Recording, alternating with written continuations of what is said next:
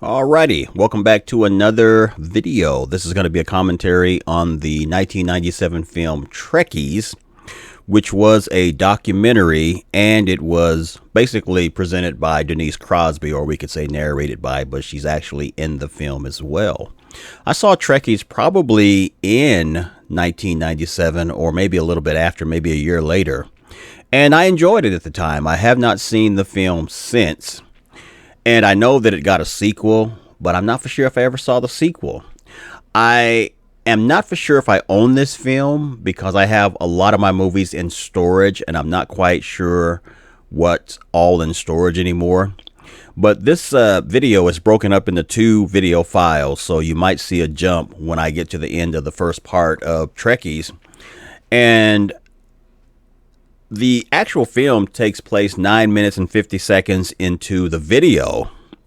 So I'm going to try to sync it up as best as I can because the Paramount logo is on screen now, but it started as the guy in the video was talking. So we're going to try to sync it up.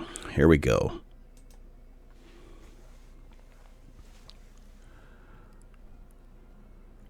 Trekkies are the only fans listed by name in the Oxford English Dictionary. All right. Paramount Pictures presents. I think we're synced up now.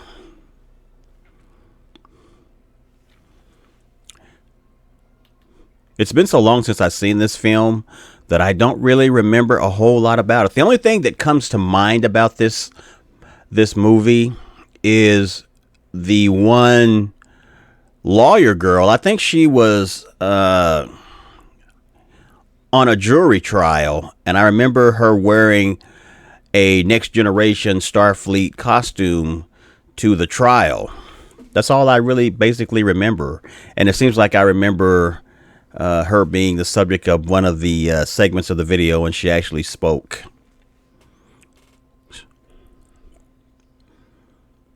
All right, we're already at the directed credits.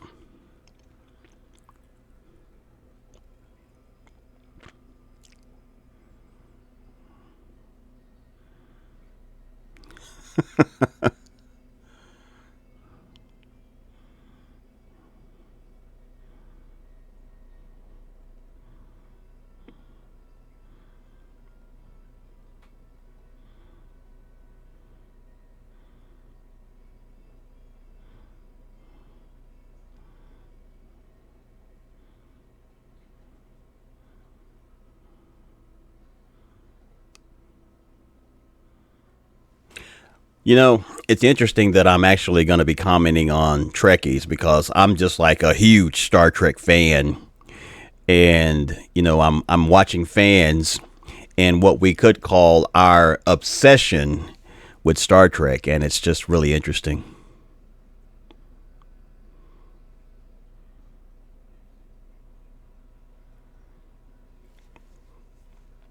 Douglas Marks. You know what's interesting about this film is when I saw it originally, all the Star Trek stars that have been presented, Leonard Nimoy, uh, James Doohan, they were alive, and now they're no longer with us.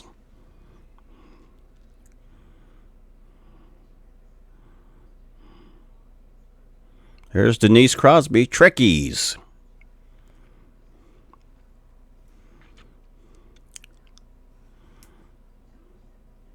William Shatner. As far as Star Trek conventions go, I've been to only one Star Trek convention, and I remember Nichelle Nichols, the actress that plays Uhura, was at the convention. And I've never really been into Star Trek conventions. I love Star Trek. I love the hopeful future that it presents. But I've never been the type of fan who goes crazy over the actors, the type of fan who wants autographs and all that sort of thing. I like Star Trek. I love the actors, but I've never really wanted autographs and really never really even wanted to see them in person. And I know that might sound kind of strange, but that's how I am.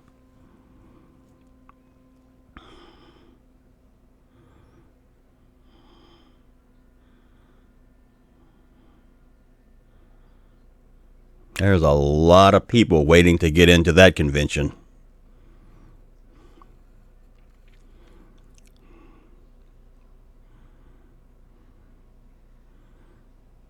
Kurg.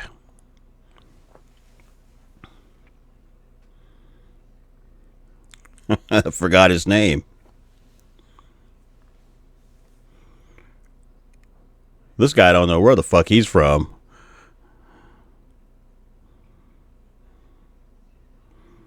I think the sense is that fans are from everywhere.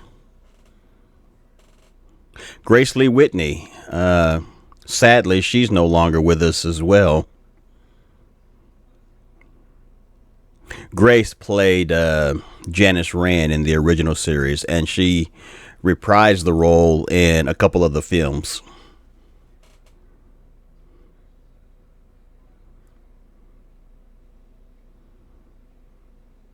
.366 convention. Wow.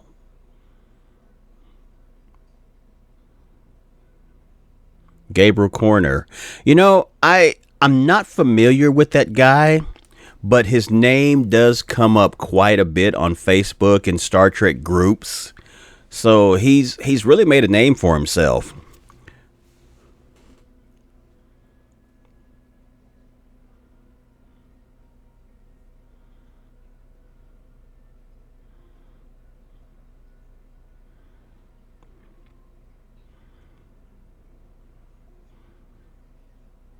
Star Trek fans.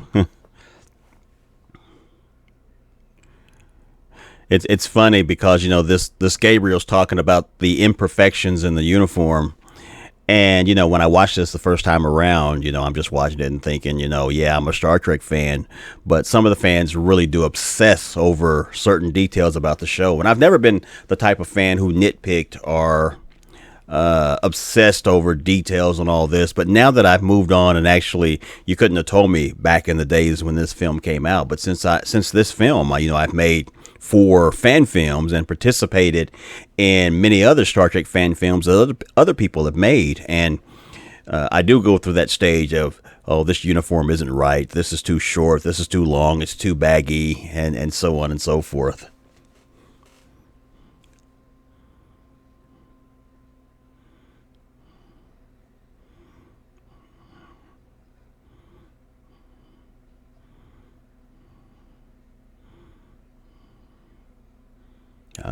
The trial girl.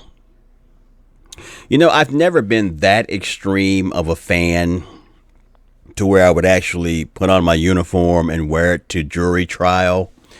I think that that's really pushing the boundaries for me. I'm not that extreme, and I don't think it's necessary to wear the uniform to court. As far as I'm concerned, I have worn the uniform to like a Star Trek musical concert. I've worn it, of course, in film and personal appearances, but I wouldn't wear it to court. To each their own. If she feels that way, that's fine. But I remember when I first saw this, and I saw that segment of the film where she wore the uniform to court, I just thought that was just a little extreme.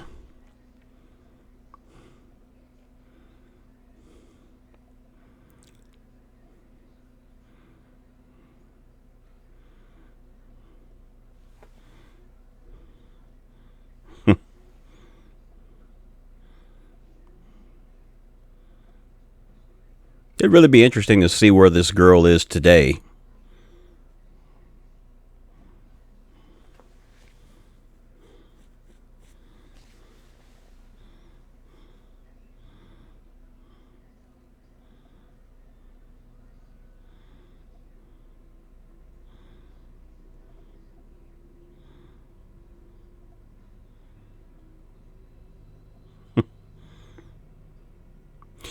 Yeah, I just I absolutely love Star Trek. There's no bigger fan than me, but I would not want to wear the uniform daily. I just really don't see the point of it.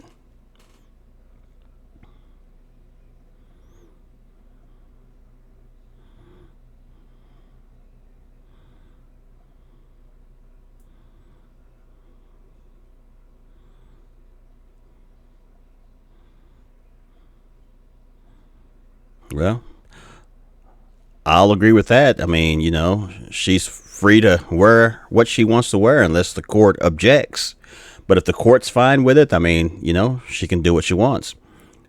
But, I don't really feel like you have to put on a Starfleet uniform to be objective or have an open mind or things of that nature.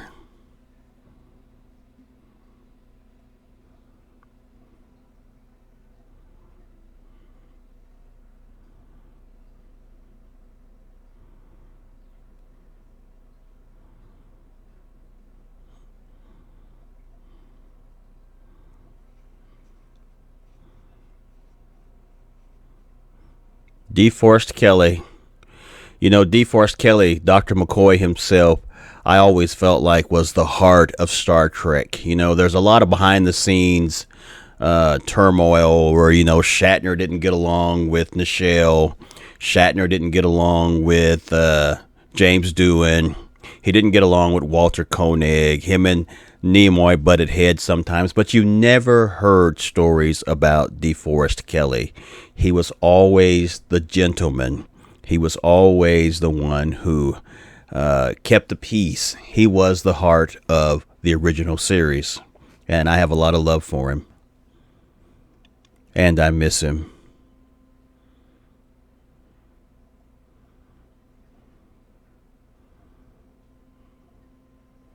Nichelle.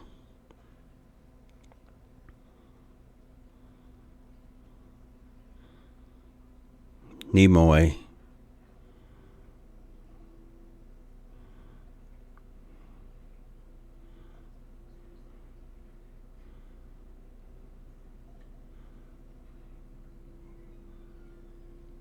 George Takei. Or Takai. Yeah, Takei.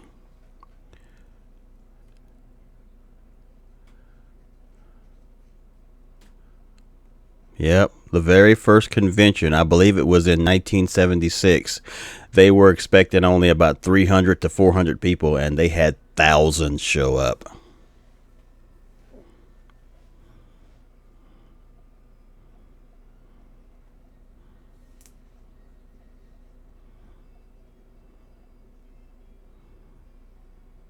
Wow.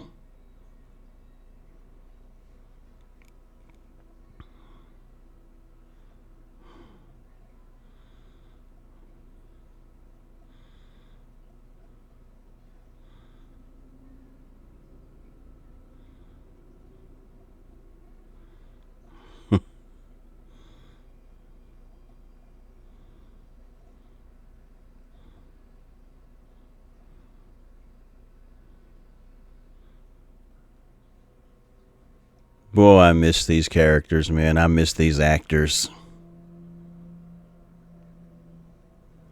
Miss these actors.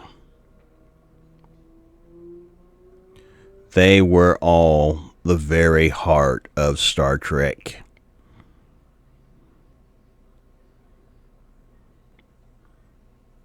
Brings back memories of when I saw The Undiscovered Country in the theater, the very last original series movie. And I enjoyed the film quite a bit, but it was really a very bittersweet experience because it was the last film featuring these characters. And I was just, happy but heartbroken at the same time.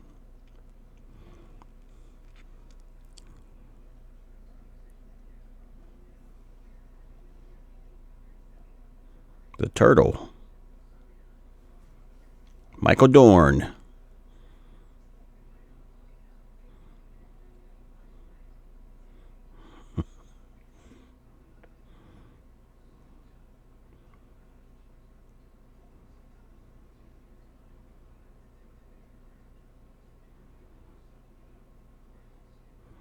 They're going to sell all this shit, man.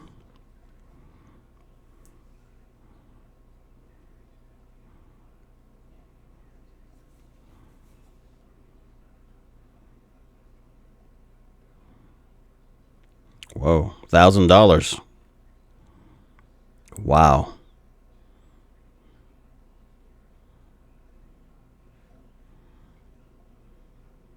See, I'm the type of fan who, I like to have my model of the Enterprise and maybe, a phaser or a communicator, but I've never been into collecting. I would never spend $1,000 for a prop, even if it's from a movie or an original series, authentic prop or something like that. I'm not the type of fan. I feel like the most important part of Star Trek to me is what it stands for. And you can't put a price on that. The philosophy that has made Star Trek what it is has inspired me to make Star Trek fan films.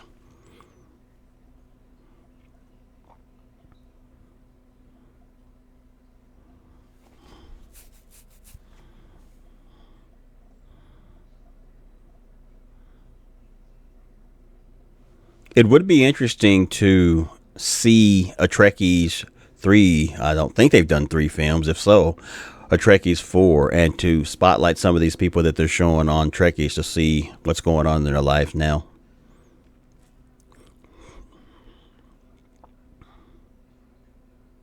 Michael Westmore.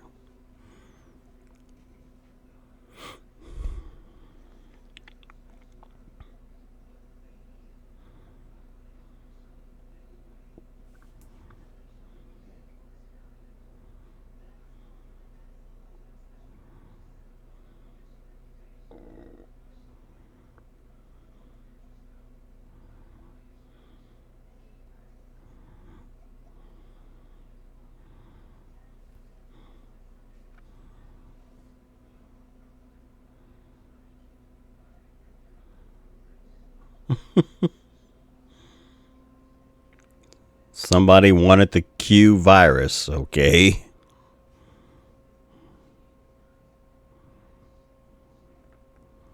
It's an interesting thing how stars affect some people to where, sometimes people will faint, they'll pass out, they'll just be overcome with emotion when they see these people in real life. I mean, it's just kind of amazing how the presence of these people affect certain individuals.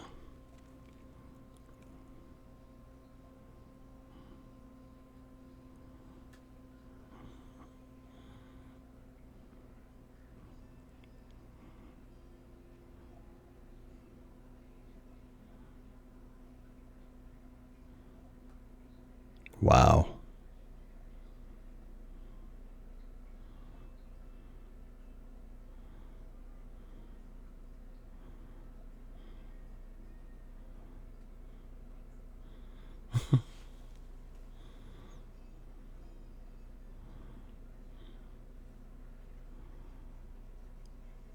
What's it feel like to be beamed? I have no idea.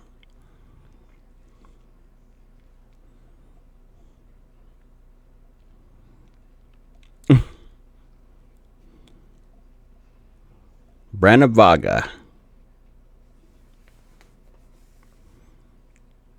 Branavaga always looks like he's drunk or hungover or very tired.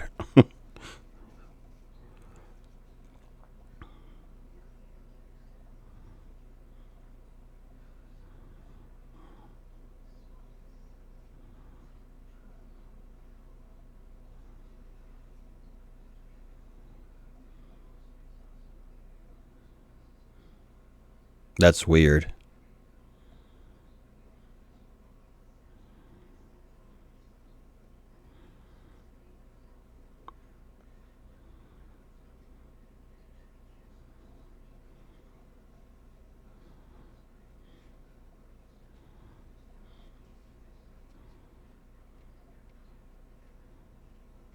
That's weird that the guy would send magazines and things like that that have no relation to Star Trek for 10 years. Wow. Deep Space Nine.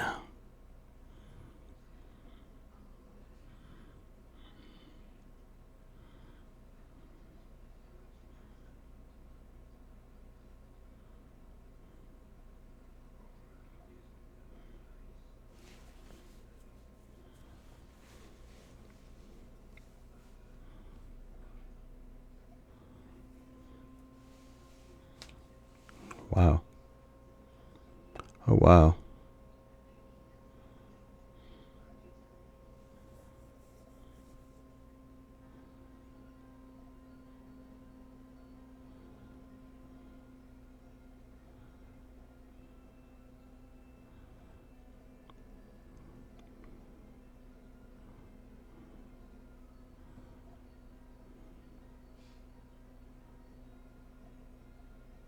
I didn't know that the inspiration for the character of Geordie LaForge had to do with a terminal patient with basically the same name, and they did it out of respect for that real life person. That's pretty cool.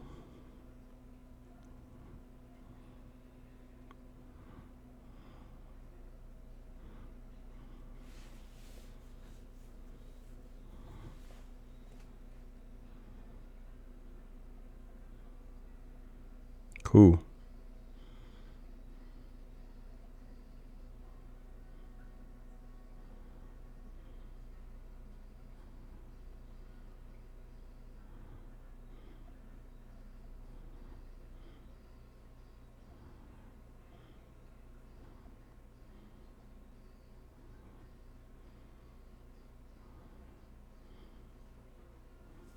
Hmm.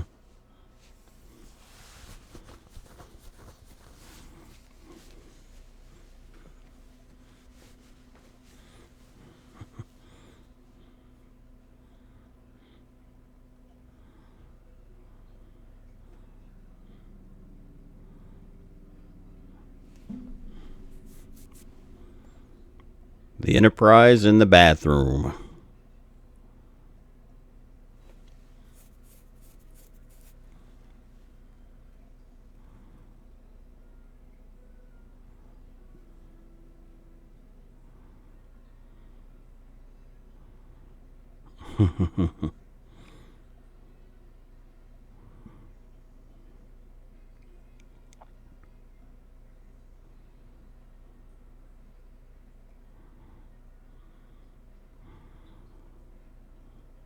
It's amazing how Star Trek affects people.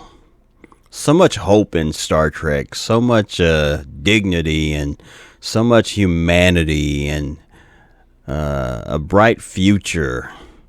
And that's what's so disappointing about today's Star Trek. How all that hope is just completely gone from Star Trek. I mean, Star Trek was the kind of show that stood out because it did believe that we would have a bright future. And current Star Trek, you know, the philosophy of all of us getting along and living together and having a great future is pretty much gone. You know, that's what made Star Trek stand out in television. That's what made Star Trek special. And without that, you know, is it really Star Trek? Not really.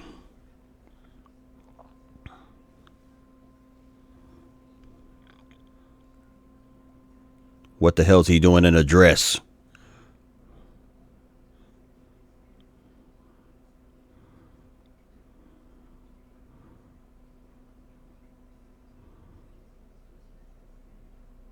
A Star Trek dentist, huh?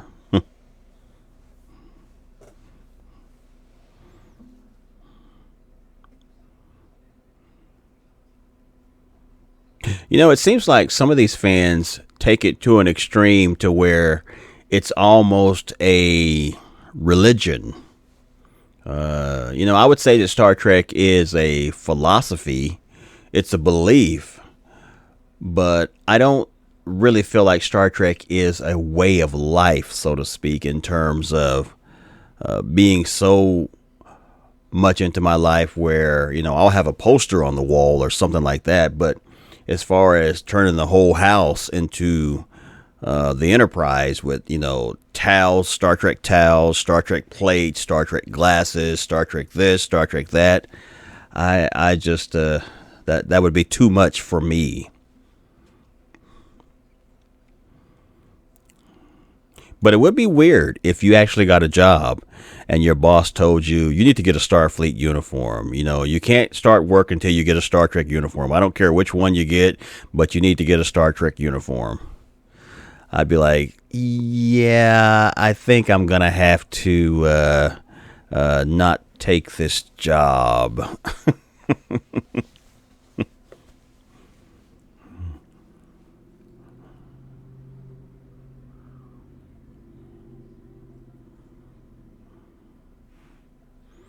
Well, I mean, I guess, in bed, that would be role playing.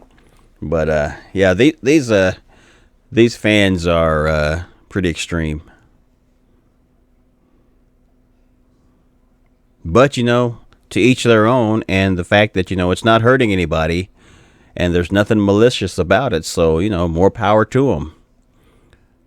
Differences are the spice of life.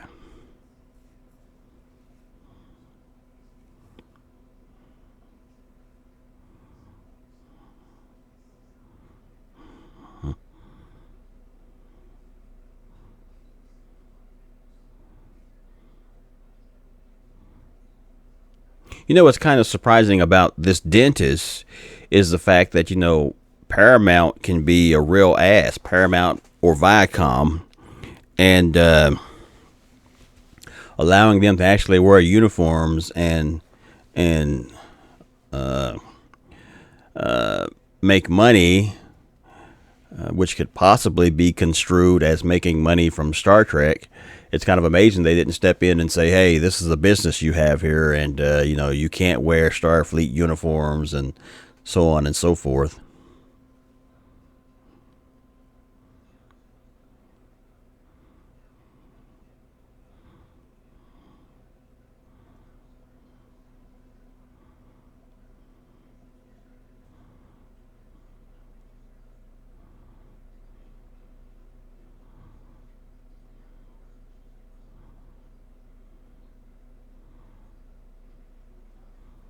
Brent Spiner.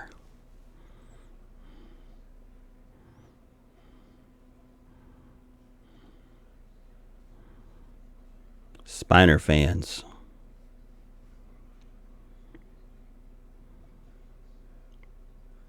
Data became very, very popular when it came to the next generation. As a matter of fact, I would say the most popular characters in the next generation were Picard and Data. And they became so popular that they wielded a certain amount of power when it came to the next generation motion pictures, in that Patrick Stewart and Brent Spiner could actually make demands and had authority to change certain story elements in the films.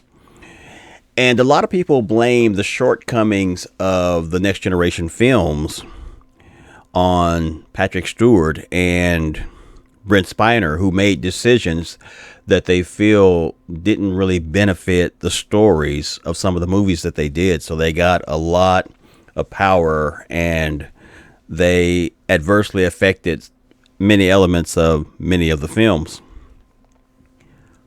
Star Trek Insurrection is considered the worst next generation film, and a lot of people attribute that to meddling in the story by Patrick Stewart and Brent Spiner.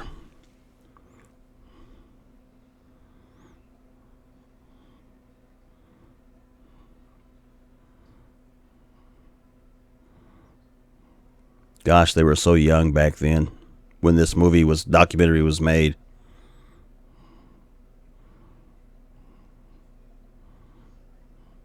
So this girl is hooked on Spiner.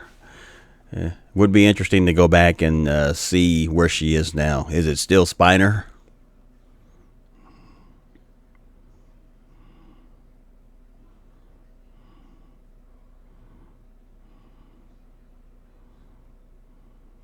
A Brent break.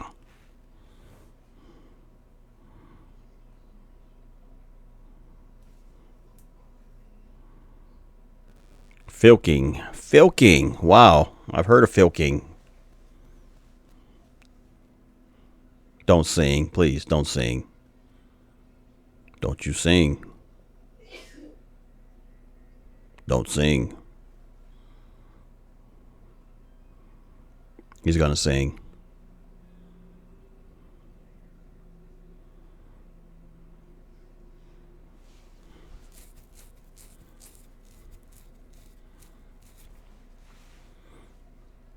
He's got quite the deep voice for a woman.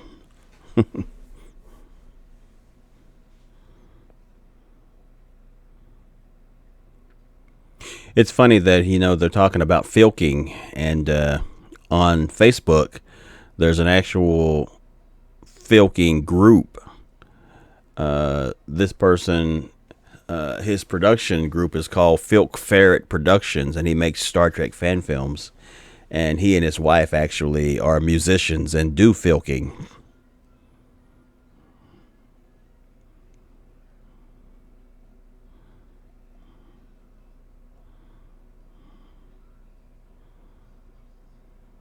Kate Mulgrew.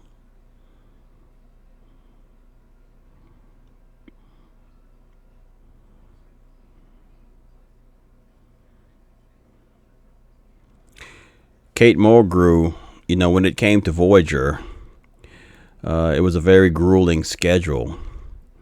And during the filming of Voyager, she had two daughters. And basically, those daughters grew up seeing very, very little of their mom. And after Voyager, they really resented the time that she spent at work. So it's a really kind of bittersweet relationship between her and the daughters.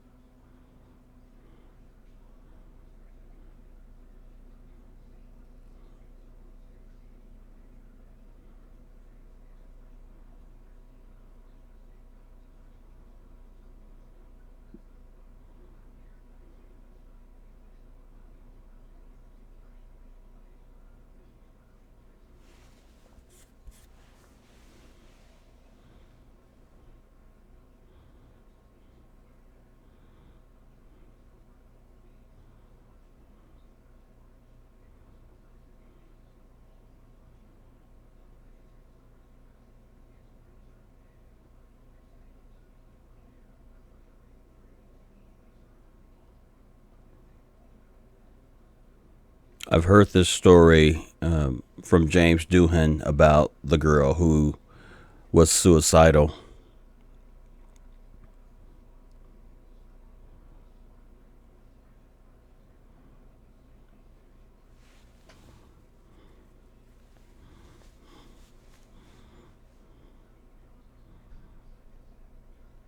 Beautiful story.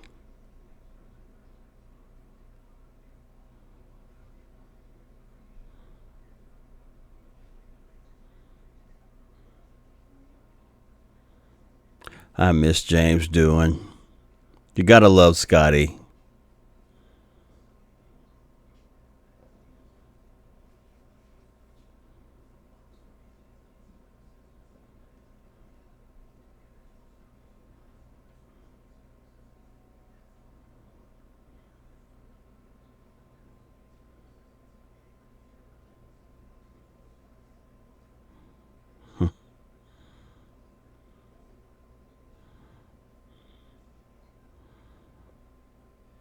There you go. Racial racial inclusion, Star Trek. That's what it's about. One of the things about fan films, Star Trek fan films, is that in the films that I participated in, my films, we've always gone out of our way to show a diverse future. I remember when we did our first film, Starship Valiant Legacy, there was a scene that took place in the sick bay, but we did not have a sick bay, so I could not film the scene. And that scene would have included an Asian American and a Latino American, as well as a black female. And I was so disappointed because I wanted them in that show. But later on, we were able to build that set, and I was able to do a special edition. And I was able to include that scene, and it was really, really nice to put that in there.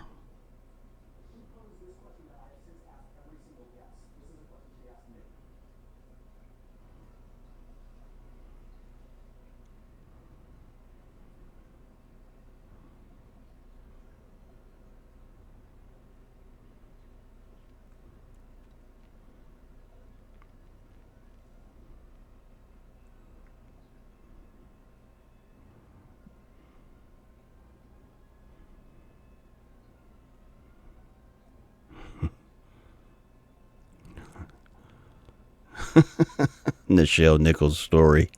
Beautiful.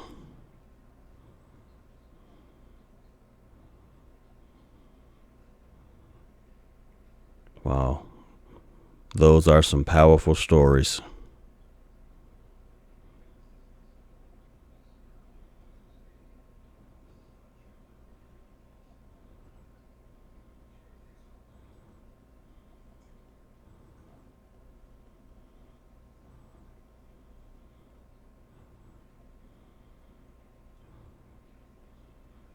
Talk Trek.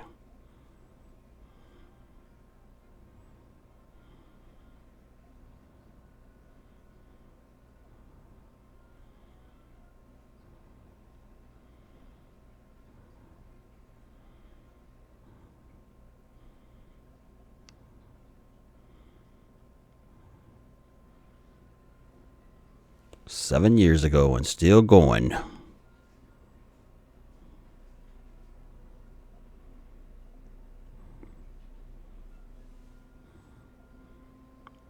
I do think that if more people embrace the philosophy of Star Trek, this would be a much better world.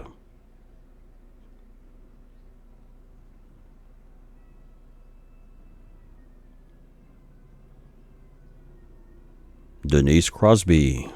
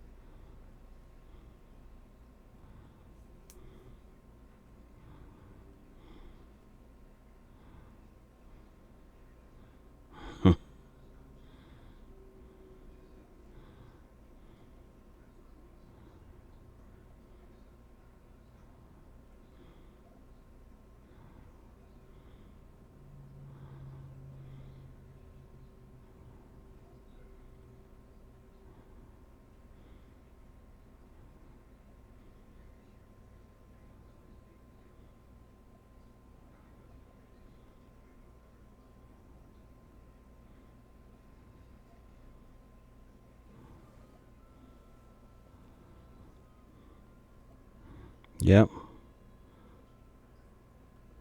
Entertainment as a medium. It can really be an emotional connection to entertainment, to actors, to the characters we love. It can really be a personal experience. That's why people are so emotionally attached to certain characters and certain shows.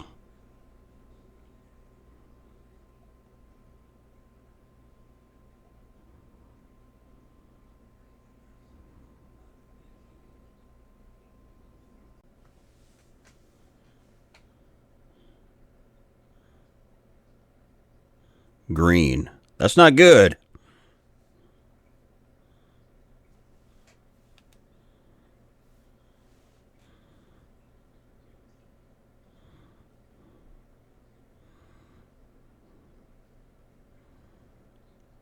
Captain Jean-Luc Picard.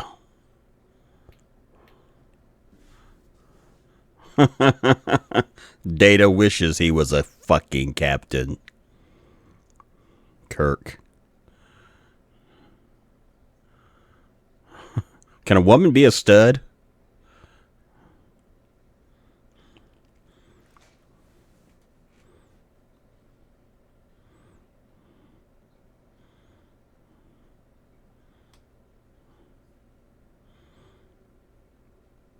My favorite captain?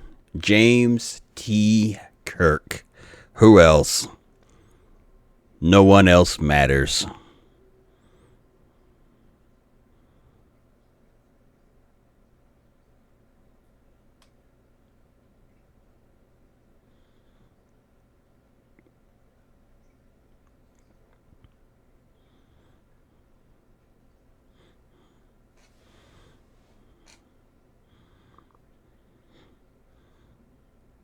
Star Trek does seem to attract a lot of famous scientists and engineers, folks that work at NASA.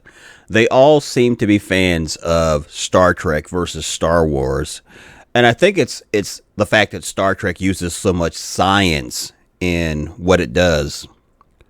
And as a matter of fact, even way back to the original series when it was made, Gene Roddenberry oftentimes consulted with NASA, the space centers of the time, to get the facts as close to reality as possible.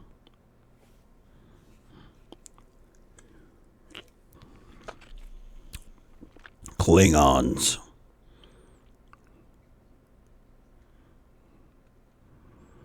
Something kind of sexy about a Klingon woman, man.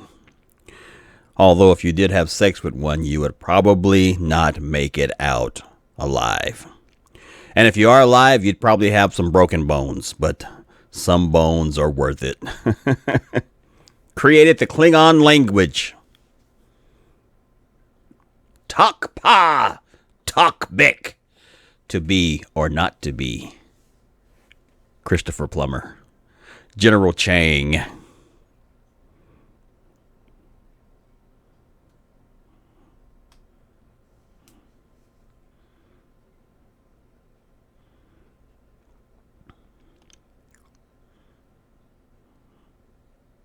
You did it yourself?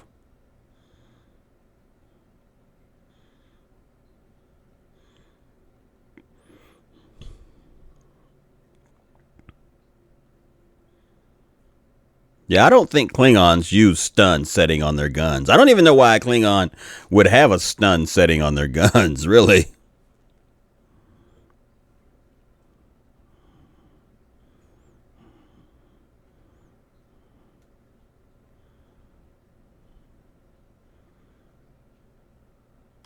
Those fans are really into it.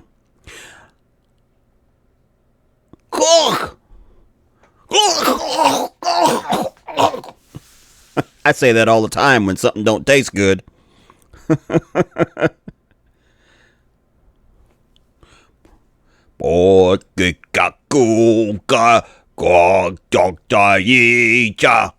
just made that up.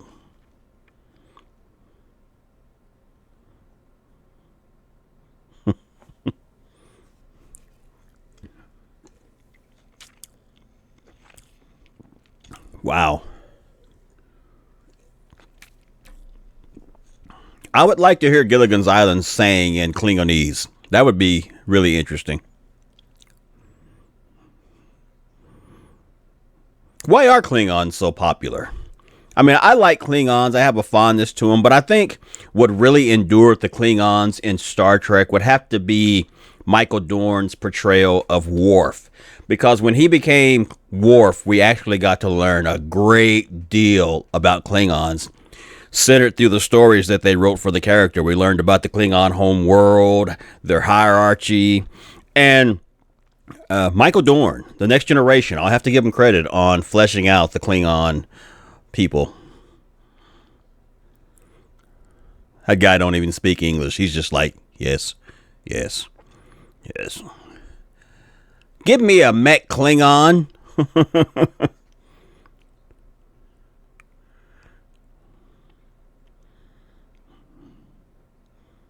I don't even think I was born then. Yeah, I was. Whoa.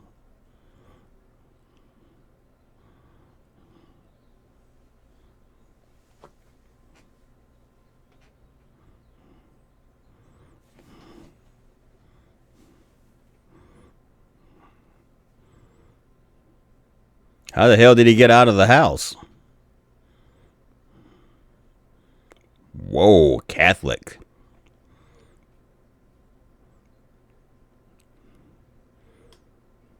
It's lucky he didn't get any Catholic licks for wearing that shit at school. Uh-oh.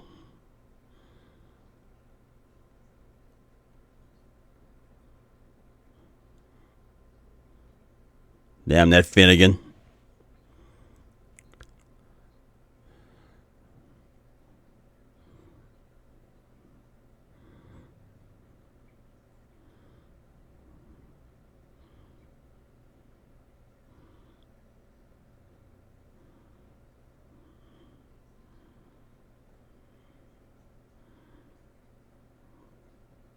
Wow.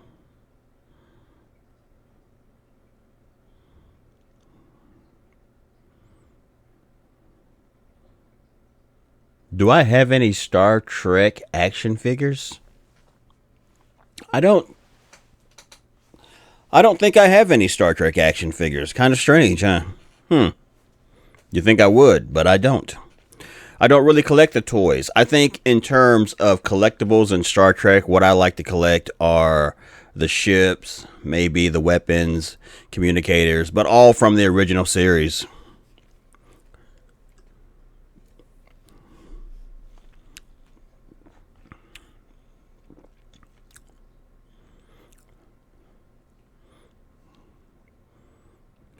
Would you bless my baby?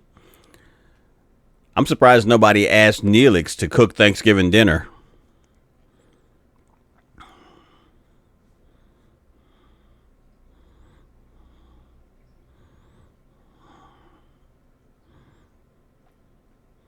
It's a beautiful day.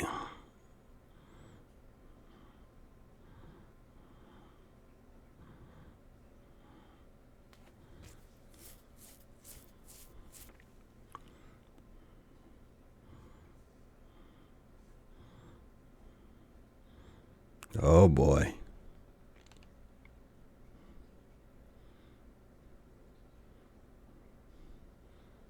Sounds like they're spitting all over the place.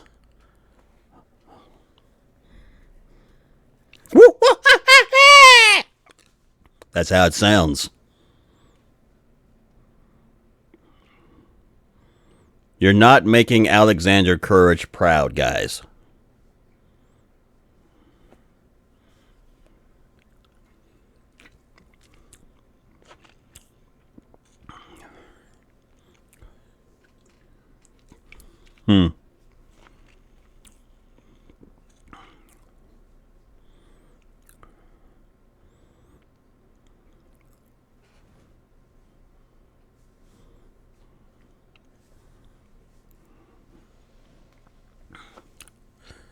Wonder if that ever came out.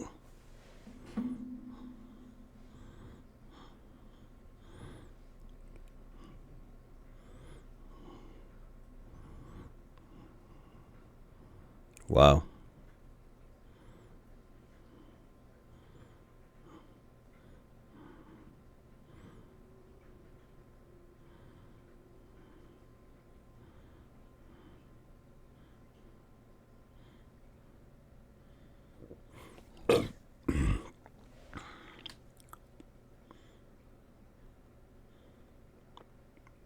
It's pretty good for 1995 or 1997. Wow. That is pretty good. Wonder if that ever came out. Star Station Nemesis. If it did, it would be on YouTube.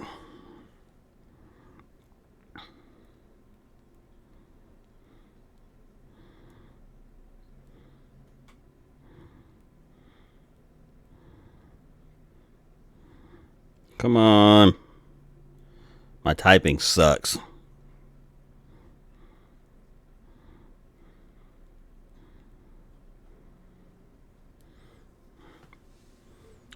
Um, there is no Star Station Nemesis on YouTube. So I'm not for sure if he ever made this film. Let's do a Google search.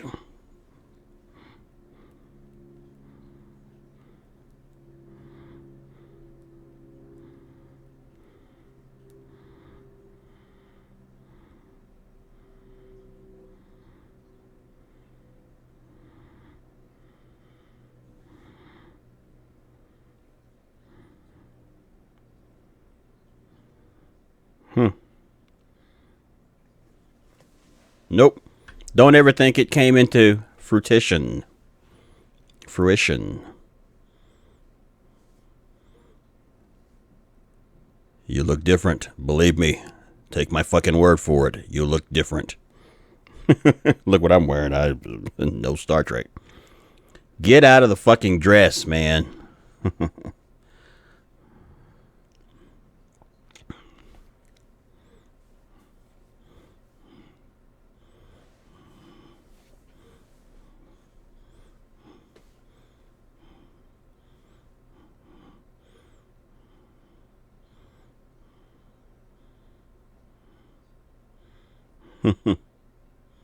Yeah, that's his real life, that's for sure. However, representing a starship captain, a Starfleet officer, he would not be buying meat. It would be generically made up fucking meat. It wouldn't be no real meat, so he already fucked up.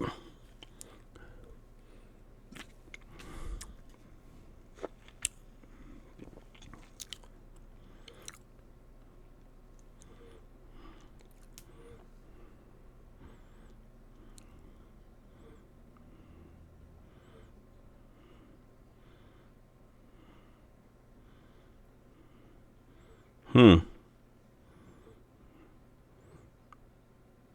I started to disagree with that statement. Then I thought, well, we've made like 4 films based on Star Trek, and it does cost money to make those films. I'm not buying toys or collectibles or anything like that. But if you think of it in terms of what we've spent and money, yeah, we have spent quite a bit of money.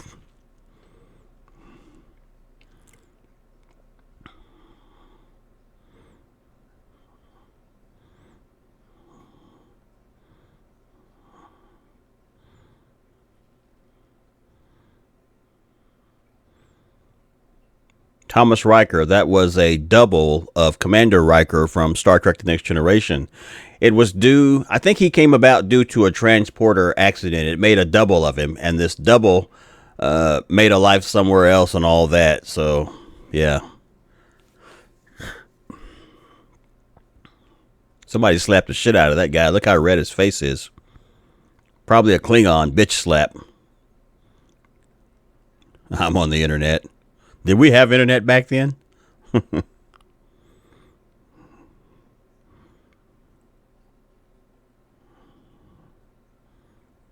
Eric Larson? Is that Eric Larson, the comic book artist, the Marvel comic book artist?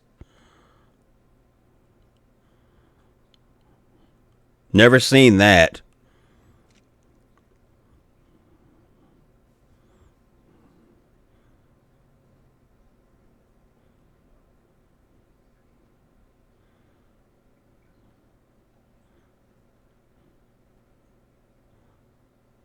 Don't eat those fucking marshmallows. You know, it's kind of funny. We're all individuals, and it's just kind of funny how, this guy collects all this stuff, and you just got to wonder what inside makes a person do what they do. I love Star Trek, but I don't really want to collect. This guy loves Star Trek, and he fucking collects everything. It's just kind of weird how everybody takes on a different type of way of expressing their love for whatever they love.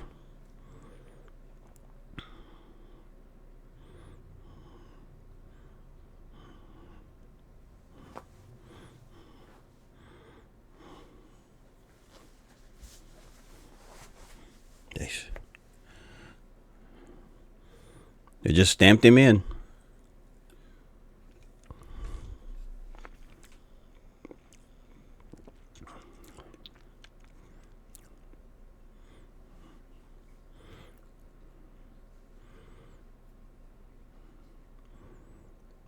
Director's chair.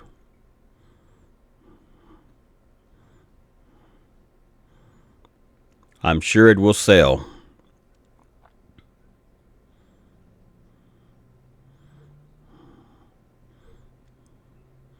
You have to have quite a bit of money when you go to a convention because, I mean, the convention I went to, if I actually walked around and bought everything that I wanted to buy, I would run out of money. I mean, it's not so much that the prices are high, and in some cases, the prices are really high, but it's just a matter, you won't be able to get everything you see that you want because you just won't have the money unless somebody, money is no object.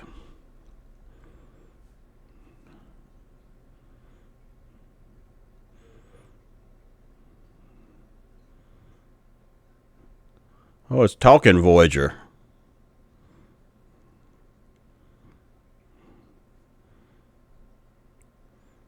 She became a dealer. Stop selling drugs.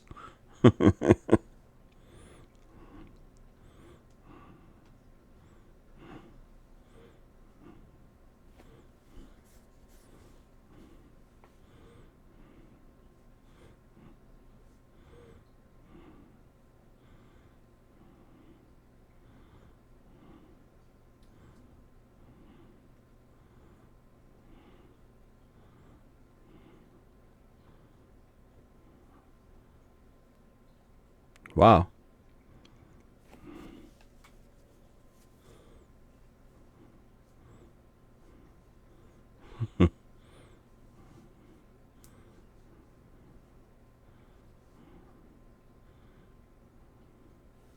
30th anniversary. Hey, it's Cork. That's the guy that plays Cork.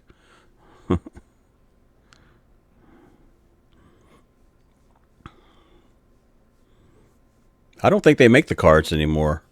Or if they do, I don't know if they're a big deal anymore.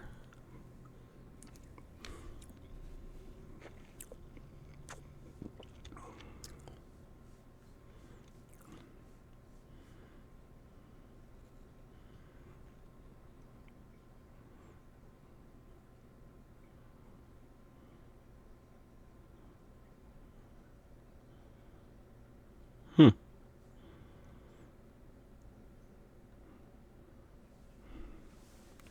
I wouldn't ever assume that she's not intelligent. I don't know why they would think that. But I guess some people see it as, oh my God, this person wears a television show costume every day. There must be something wrong with them. And I can understand that. I can really understand that because, one of the questions throughout the world is what is normal? It's kind of almost like you can't say what's normal because is there such thing as normal behavior? I mean, we have things that we perceive as normal, but if someone is doing something that you don't normally see people do, but it doesn't hurt anybody, then, that's okay. But is it abnormal? So some people, we live in a world of different opinions, and a lot of times people persecute those that they don't take the time to think and understand. And I think that's one of the really nice things about Star Trek is that it preaches understanding and patience and acceptance. Idic. But unfortunately, the new Star Trek series could give a rat's ass about any of those values or virtues.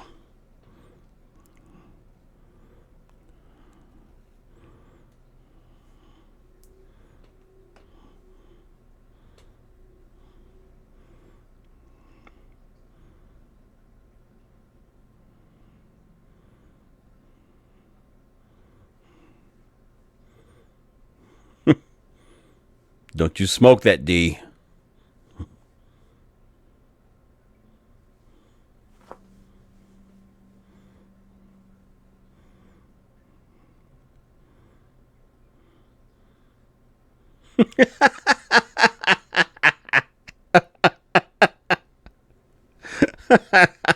I smoked that immediately.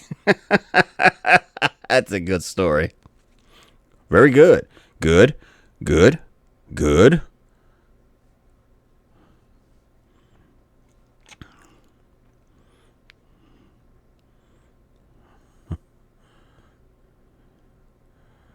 What happened to Denise Crosby? You don't really see her today. Does she do Star Trek conventions? I know she's still around.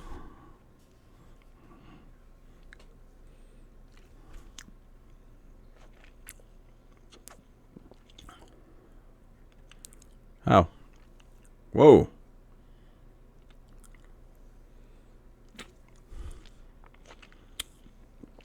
Why would you be shocked? I mean, Data screwed you in the show.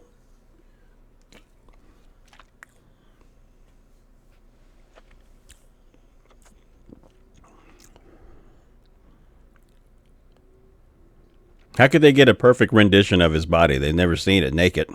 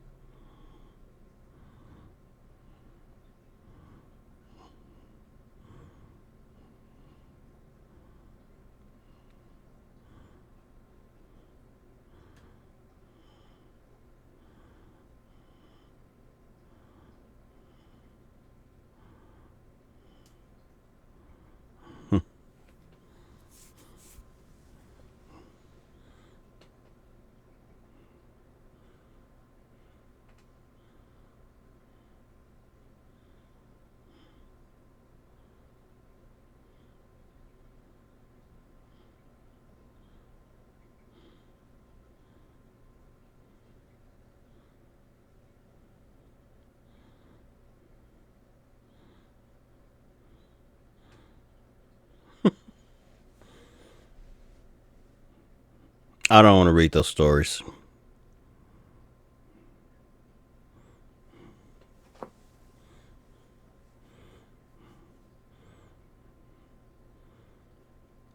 Shit. This guy would be happy to live in today.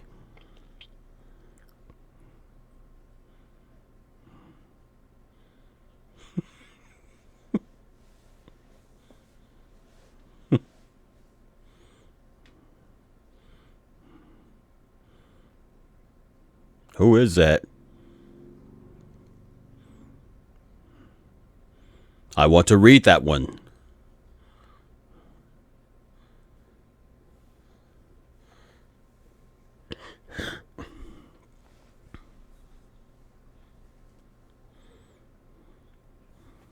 Yeah, that's part of something. Oh, yeah. Get it. Get it, man. Come on. Stick it in. Go. He threw it away. He knew he took it home.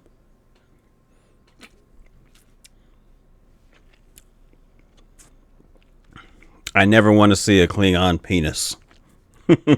Vagina? Maybe. Well, what am I saying? Maybe. Of course, I'd love to see a Klingon vagina. Just my choice, you know. I've never seen a pussy in Starfleet until now.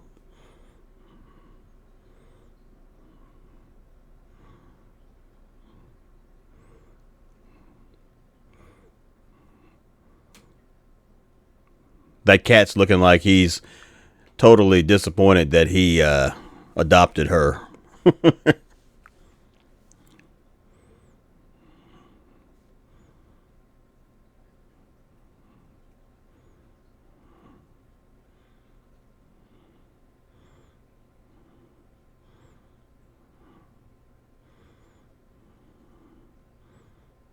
Cool.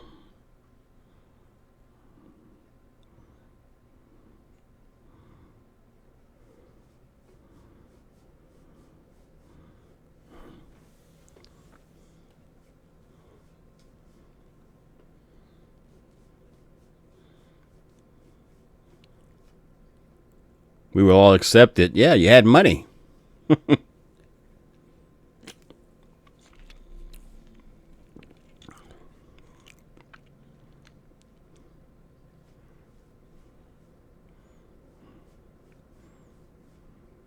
See, you know, that's one of the interesting things that she has to say about Star Trek and the fans. My experience from making fan films beginning back in 2014 is that some of the people I dealt with were hardcore Star Trek fans. They actually made fan films. And I'm speaking about the fan film community as a whole from my experience. You know, many times there were really great, helpful people. But the opposite of that is that there were some really petty, jealous, money hungry people who was not there for, you know, growing the franchise in terms of fan base and being very enlightened. Many of them were very selfish. They cared about only themselves. You could reach out and ask for help. You know, being a fledgling fan filmmaker, hey man, you know, you've made 4 films. How do I do this? They will not respond to you. And some of the really bigger fan film creators that really had lots of money to make their films, they looked down on the smaller productions, and almost to a point where they treated them like they were beneath or that they were contemptuous. And unfortunately, you know, that's how it was. A lot of the big, really big fan filmmakers just did not give a shit about the small fan filmmakers. And that's really was disappointing, disheartening, especially when you looked up to some of these people for what they had accomplished, and then you see the real people.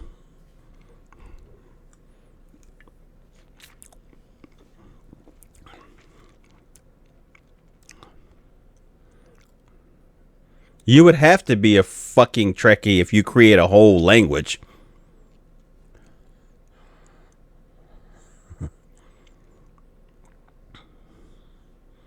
That's me.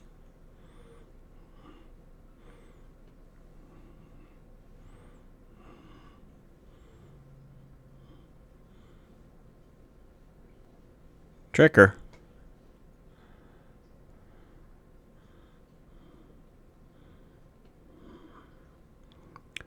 Usually the Trekkies are the more nerdy Star Trek fan, and the Trekker is kind of almost like the cooler or the cool Star Trek fan. So everybody's going around saying, I'm a Trekker. I'm a Trekker. I know I'm not a Trekkie, man. Trekkies are nerds that, or everybody wants to be a Trekker, or at least,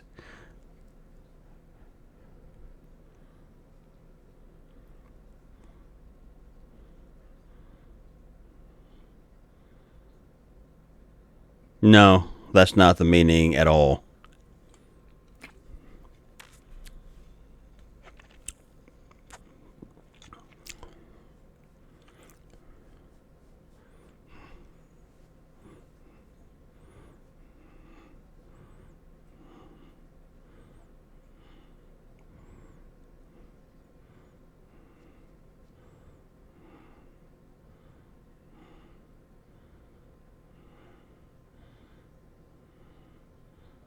Well, I'm definitely not a Trekkie.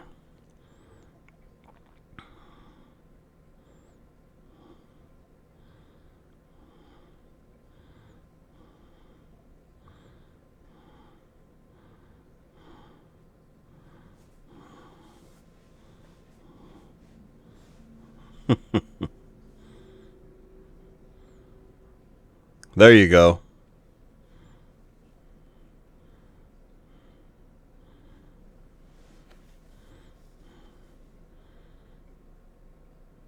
He does look a little bit like William Shatner.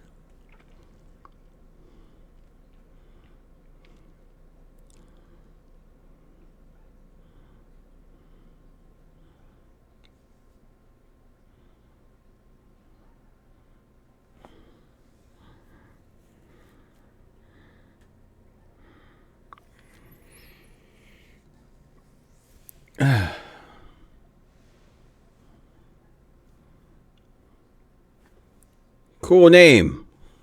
Stay away. I wouldn't change my name. But just because you can do a thing does not necessarily mean that you should do a thing. The Federation President, Star Trek 6, The Undiscovered Country.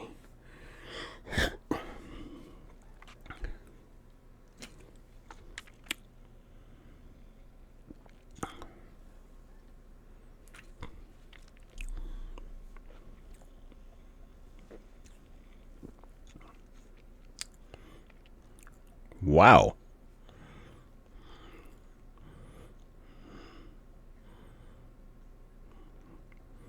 That would be interesting to see.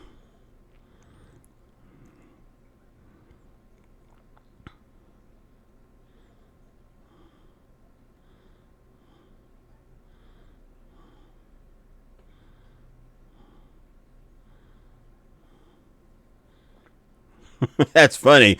This year we had a girl come. It's like those girls never come to this thing. That's a weird thing to say. Yeah, these conventions are really great. They really turned into a lot of fun. Milestones. This year we had a girl come.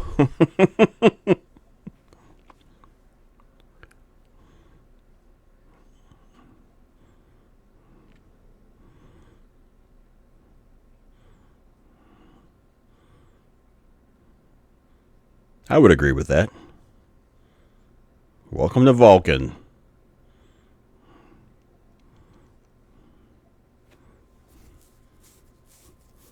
That's nice.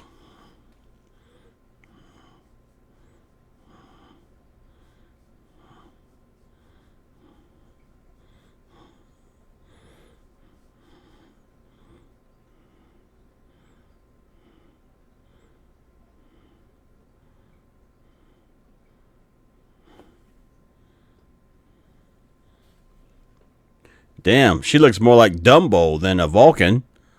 Those ears.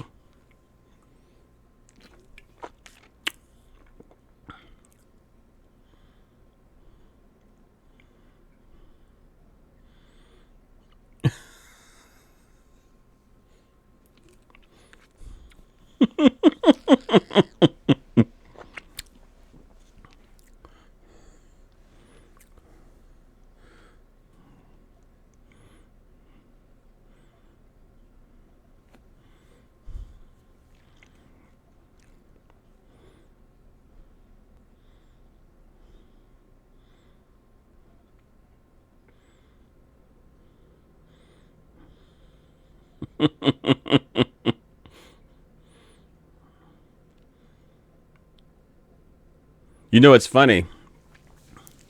It's funny that Leonard Nimoy brings up John Wayne. I remember reading a story quite some time ago, and John Wayne and Leonard Nimoy were actually friends.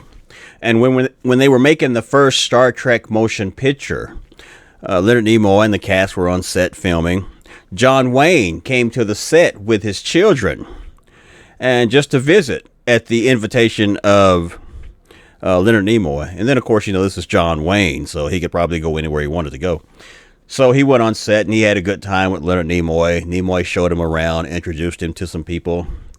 And John Wayne kind of made the comment that, somebody asked him about his trip later on, and he said, "Oh, I had a good time. I enjoyed it. Leonard Nimoy is great." And then when it came to Shatner, somebody must have asked him what he thought of Shatner. And he said, "I love Leonard Nimoy, but that one, not so much." So there was a little animosity there between John Wayne and William Shatner. Don't know why, but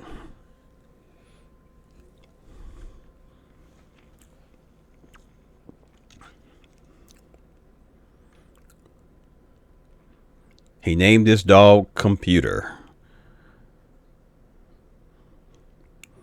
Did Star Trek predict that your dog would be named Computer? Hello, Computer.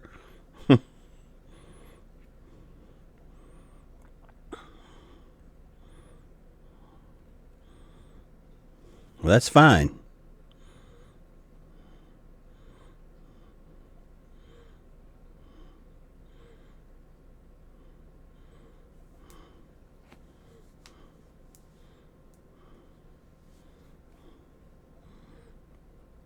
Why are all these papers torn up? It's like he tried to make them and said, like, fuck this, I can't do it. Why are all these blueprints all torn up? That's kind of weird. Think he'd take better care of that shit if he's trying to make it.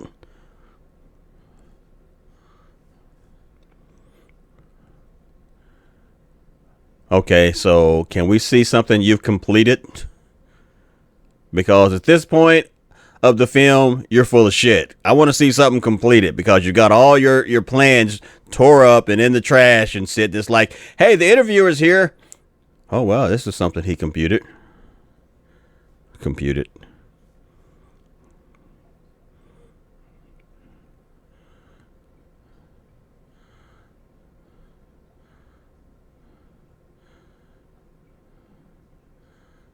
All right, I take it back. The guy created something. If he can create Captain Pike's chair, he can create some stuff. Except I wonder why he didn't use the actual colored lights that they used on the original Pike's chair.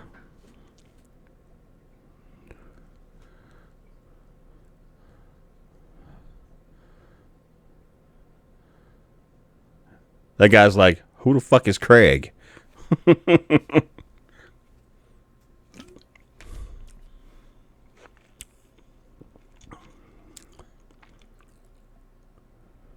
Craig? Who the fuck is Craig?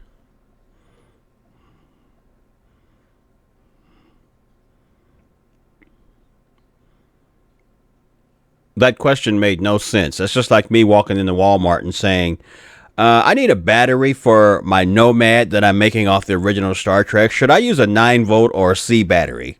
The guy's like, what the fuck are you talking about? You're I don't know. What's I don't know what the fuck you're talking about. Oh my God. Grandma got hit by a reindeer. Man, that thing goes pretty fast. That's a hot rod if Captain Pike was in it.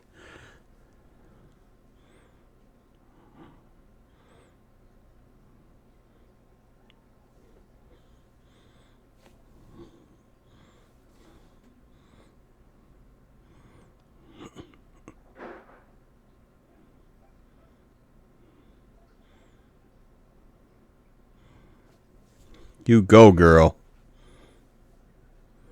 You go.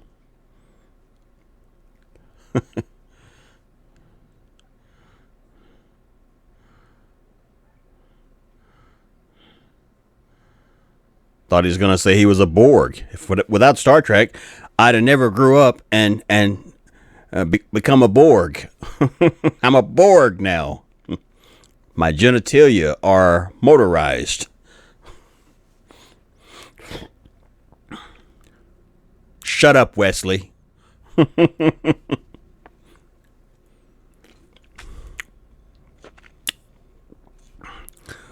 You know, the sad thing about it all is, as much as I love Star Trek and the fact that I love the fact that Star Trek says it's not going to be over with a flash and a bang, human beings are going to go on, we're going to mature, we're going to strive for knowledge. As much as I want to believe that, if I use today's world as an example and human history, human nature, sadly, I feel like I'll never live long enough to see a future like that.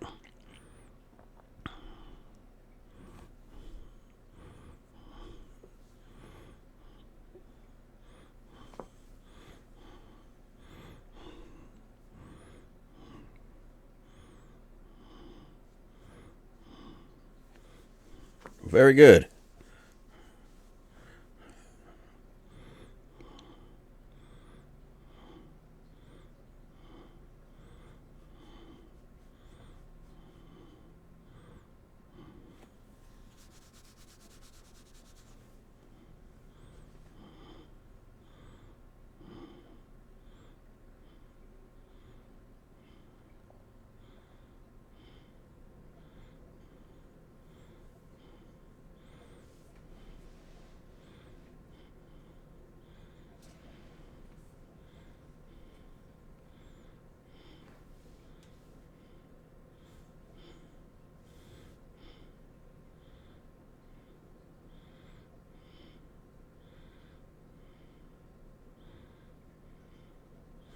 Yep.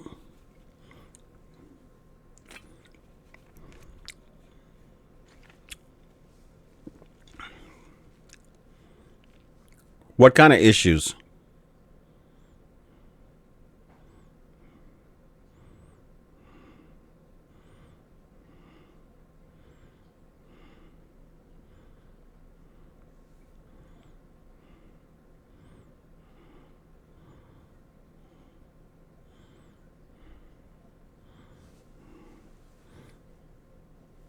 You know, the sad thing about it all is that we shouldn't have to watch Star Trek to realize how people should be treated.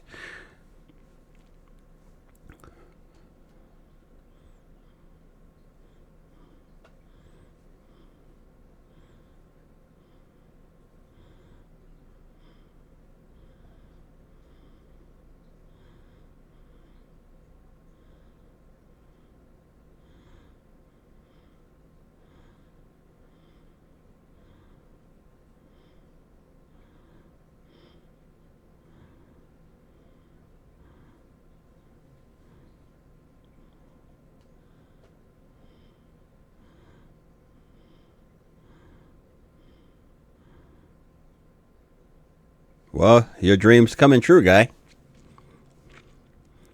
Hope in the future. There you go. There you go.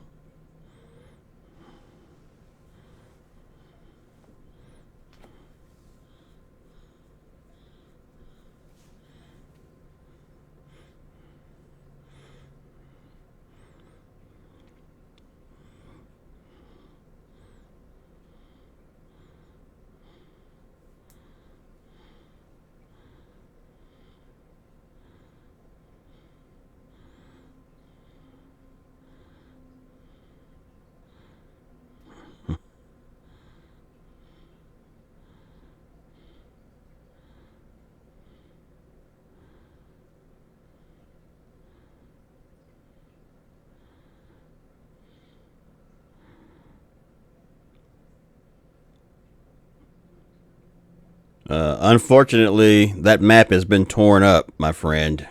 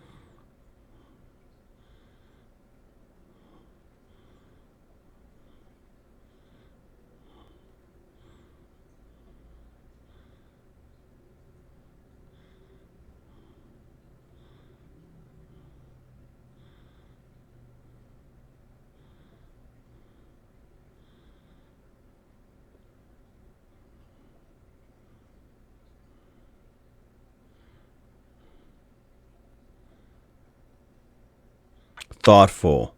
So true. Star Trek today is not thoughtful. You know, another thing too is that Star Trek, Star Trek just is not what it used to be.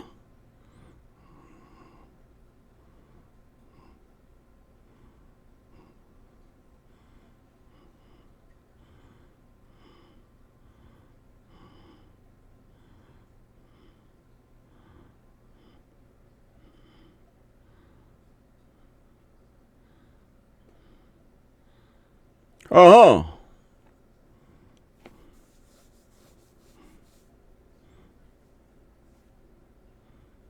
it's funny.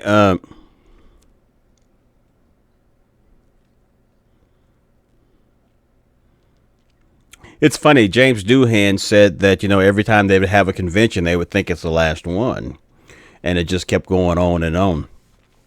And I mentioned that because with each Star Trek film, you know, they did the first Star Trek film and they thought that was it. Then they called them back for a second one and they thought the second film was going to be it.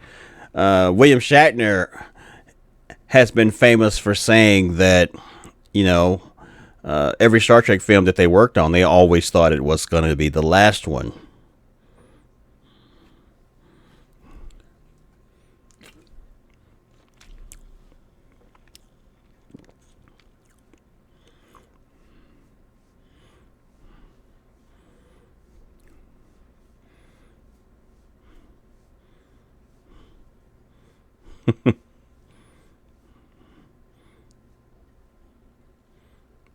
William Shatner never did that. But I had a good time revisiting this film. I hadn't seen this film in a long time. And I find like the energy of it, the generosity, the compassion, the warmness, the emotion of the fans in this is such a stark reminder of where Star Trek was when this film was made. It was just a whole different beast than what we have today. And, you know, not trying to disregard or disrespect any of you that like the current Star Trek shows, which I'm not a fan of. I honestly feel like Star Trek has lost all its compassion, all its wisdom, all its optimism, that idea of a better future where we could all live in peace. I feel like today's Star Trek does not subscribe to those philosophies. And the big part of my not caring for these series, and almost to the point of, and probably to the point of feeling pure contempt, is that I feel like Star Trek today is only Star Trek in name. And it's another one of those franchises where you love the ideals of what came before all this crap, and you feel like someone just came in and ripped your heart out and just ripped Star Trek to shreds, and Star Trek is just a shell of its former self, and that to me is wrong. All Star Trek cares about today is explosions and fights, and there's no heart in Trek at all anymore.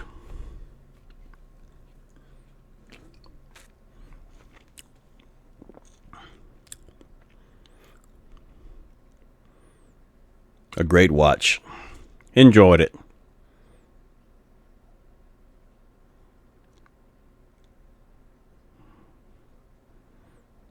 The cat died.